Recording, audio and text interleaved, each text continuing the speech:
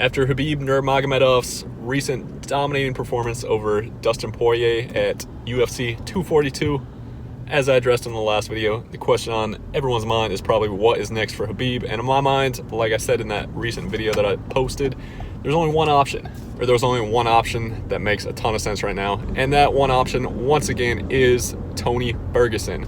Now that we got that out of the way, the next question that's probably on everyone's mind is, does Tony Ferguson stand any chance at all to actually beat Khabib Nurmagomedov? Now, going into the Dustin Poirier fight, I would say there was a pretty decent amount of people, MMA media included, that actually thought Dustin had a legit chance to beat Khabib. I can't say I was among one of them. I didn't think, personally, as good of a fighter as Dustin is, you guys have heard the phrase, styles make fights. I would say, personally, I don't think Dustin standed a very good shot style-wise to be the first man to finally defeat Khabib. Now, like I said, I do think Dustin is a great fighter, but I don't think he had the style necessary to beat Khabib. I think to be able to beat Khabib, you're either going to have to be an incredibly good wrestler yourself, to which, let's be honest, there isn't really too many of them at 155 pounds right now. The only one I can think of off the top of my head is Gregor Gillespie, and he is been very dominant in the UFC and his career up until this point. He's undefeated as well, but I wouldn't say he's very close to a title shot. He's coming off a very dominant win against Yancy Medeiros. It was very impressive. He's pretty much absolutely just destroyed everyone he's fought in the UFC up until this point. I think he's finished, I want to say 5 of 6 UFC fights, and he's been very dominant in all of those fights, using his grappling to pretty much just overwhelm and have his way with opponents. He's a very accomplished D1 wrestler himself. He's a national champion, or former national champion. So aside from Gregor, I don't think anyone really has the wrestling credentials on paper to stand much of a chance against Khabib. And Dustin was certainly not the man to do so, at least not when it comes down to wrestling and grappling credentials. So we saw how that fight played out, obviously. Now, like I said, back to what I was talking about, the fight on everyone's mind should be, in my opinion, the only one that makes sense, which once again is Khabib versus Tony Ferguson. Does Tony Ferguson stand any chance whatsoever of being the first man to finally defeat Khabib Nurmagomedov? Short answer, yes. Long answer, absolutely. See, absolutely is longer. All right, you guys get it. Anyways, Tony stands a chance, not necessarily because of what I said about Gregor.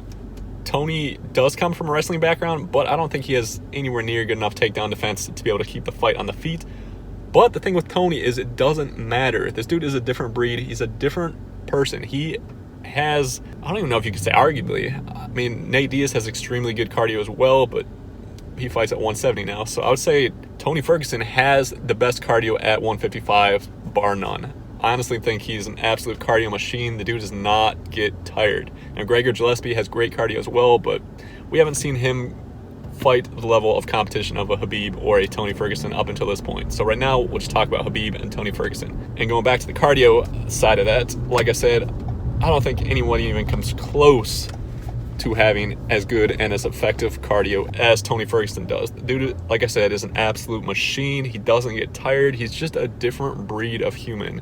And the thing is, I think going into fighting Khabib, I feel like a lot of his opponents are mentally defeated before they even get in the cage. Not that that necessarily matters, because Khabib's grappling is so far above everyone else's that I don't think it really matters too much whether or not they're mentally defeated going into the fight.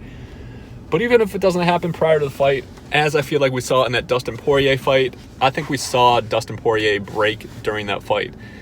He attempted to hit the switch on Khabib 2 different times to reverse position, and Khabib not only denied him both times, but I think he actually ended up mounting him one time and maybe mounting and then taking his back the second time. Either way, he didn't come close to reversing the position. It seems like that's really all they were prepared for. They knew they were going to get taken down, and it seems like that was their game plan. Try and hit the switch, try and reverse position, maybe catch Khabib off guard, but Khabib's technique is about as close to perfect grappling-wise as you can possibly get, and he didn't seem very surprised at all. He countered it perfectly. He maintained position. He even actually improved his position, which is pretty crazy. So I don't think the first man to defeat Khabib would necessarily be a better grappler, because I'm not quite sure one of those actually exists at 155 pounds in not only the UFC, but in the whole world.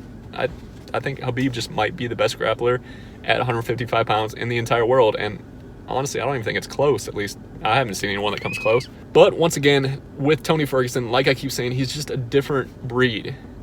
he's not going to be afraid to go to the ground. In fact, he'll probably invite being taken down because the dude is a machine on his feet. He's a machine once it hits the ground, and he is relentlessly attacking with pressure, submission after submission attempt. The dude throws some brutal elbows from the bottom. He loves slicing up his opponents with his elbows.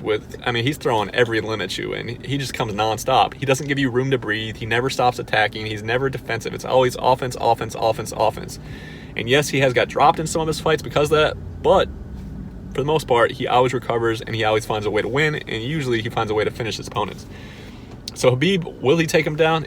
I think 100% he'll take Tony down. And once those two eventually do hit the ground, because like I said, I think in my mind it's 100% certainty that barring some crazy flying knee knockout like we saw in the Jorge Masvidal Ben Askren fight, I think Khabib will take Tony Ferguson down pretty much at will.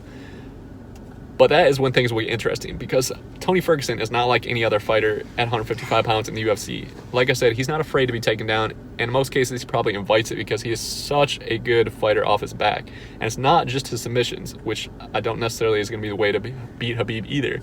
Even though if you ask some people, they feel like Dustin Poirier's 2 guillotine attempts at UFC 242 were somewhat close to finishing Khabib. I'm not in that camp. I don't think they were close at all. I think Khabib used those opportunities to relax. He used those opportunities to tire out Dustin. And after I saw him escape the second guillotine, I said to myself out loud, I was like, all right, now Dustin just completely gassed himself. I guarantee he gets finished within the next round. And what do you know? That's exactly what happened. Tony Ferguson's not going to do that. He's not going to go for any crazy submission attempts that have a very low chance of actually succeeding, such as the guillotine. He has extremely good submissions, like I said, so I believe he absolutely could catch Khabib with something, but I think the tail of the tape, or what decides this fight, will be his elbows and his other strikes that he lands on the ground. Can he cut Khabib? Can he change the fight that way? I think that is absolutely 100% a possibility. I mean, he's sliced up pretty much every dude he's fought in the UFC with his elbows, his other strikes. Like I said, the dude throws every limb at you, and he knows how to cut his opponents. He knows how to cause damage. And up until this point in the UFC, or I think all of his MMA career, I don't know if we've ever even seen Khabib bleed. He's so good at not taking damage. He's so good at taking down his opponents and absolutely controlling them, absolutely mauling them, that they don't even have a chance to fire off any offense. But I feel like with Tony Ferguson, things have a good chance to be different. If he is able to land some good shots on the bottom, if he is able to cut open Khabib, how will Khabib react? How will he handle being cut and busted up for the first time in the UFC? That will be very interesting to see, and I think that is one reason, or one of the main reasons, Tony Ferguson actually has a legit chance to beat Khabib. Aside from all that, I think Tony has a legit chance because his style is just so different from other fighters, and he has a very, I guess you could say, unconventional stand-up style. And he throws strikes from everywhere, man. Like I said, he throws every limb at you. He throws all kinds of crazy strikes that a lot of opponents don't see coming, like spinning back fists, spinning elbows. He just throws strikes from everywhere. And I think potentially there's definitely a real possibility that one of those strikes could surprise Khabib, because it's the strikes you don't see coming that hurt you and put you in trouble, not necessarily the ones that have a ton of power behind them that you do see coming. And if anyone's gonna throw a shot that surprises and possibly catches Khabib and possibly leads to a finish, either drops him, which leads to a submission or a TKO victory, I think Tony Ferguson might be that guy, just because, like I said, his stand-up is so unpredictable. He's super aggressive, and he just throws a crazy variation of strikes. I'm not saying one of them will land, but the potential is there, which makes this stylistic matchup even more intriguing. Now, obviously, there's a chance that Khabib takes Tony down, controls him, and mauls him like he does every other opponent, but I feel and I think that things in this fight will be different, or at least they have a very good chance to be very different from any of Khabib's other fights.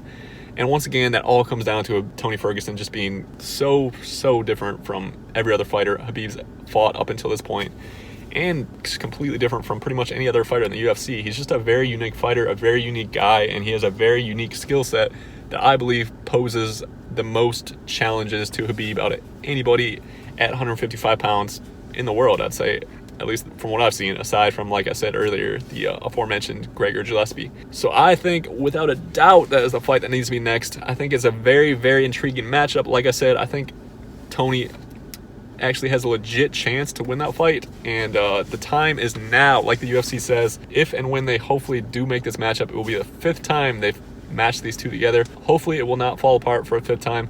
Hopefully we can finally see it go down. And like I just said, I think, as the UFC likes to say, the time is now.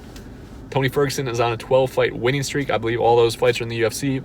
I think, I want to say Khabib is 12-0 in the UFC. Might be wrong on that. Obviously, I'm in the car, so I can't look up the details of Khabib's fight record right now, but that sounds right off the top of my head. And arguably, Khabib's never been more popular than he is now. Arguably, he's never been more dominant than he is now. And the same can be said for Tony Ferguson. But the thing with Tony is I think he's a little bit older and he's not getting any younger.